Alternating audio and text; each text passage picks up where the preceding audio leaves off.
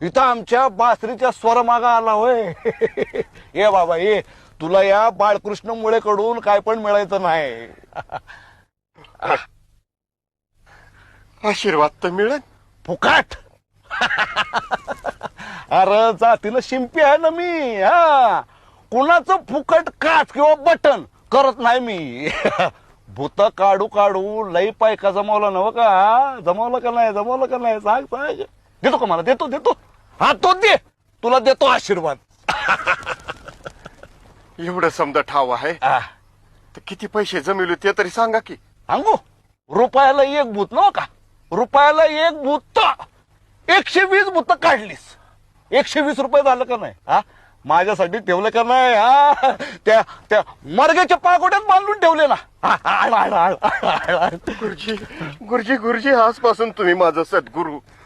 मरस्तवर तुमची आज्ञा मी पाळल, तुम्हाला पुजल. ठीक आहे ठीक आहे. आज शनिवार, मारुतीचा वार, अश्विन वद्य पंचमी. आज मी तुझा शिष्य म्हणून स्वीकार करतो. तू ईश्वरी अंश आहेस बाळू, ईश्वरी अंश आहेस. गोर गरीब, आडले नडले, शिक्षित अशिक्षित यांचा उद्धार कर. तू योगी आहेस, योगी.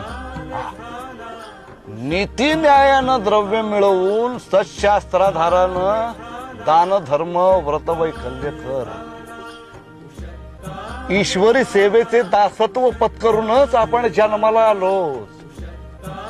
आदिदैविक, आध्यात्मिक, आदिभौतिक आणि 84 लक्ष योनी जन्म मृत्यूच्या फेऱ्यातून मुक्ती मिळव. हा देह नाशवंत आहे. पुन्हा वस्त्र बदला. हे साल 1930. 1948 साली गुढीपाडव्याला गुढी उतरेपर्यंत मी तुझी अखंड सोबत करीन. गुरुजी, मी बी तुम्हाला अखंड सोबत करीन. हा बाळू धनगराचा शब्द आहे. आणि मी तुम्हाला 120 रुपये लगेच आणून देतो गुरुजी. हे भूतावळीचे पैसे लाभणार नाहीत रे.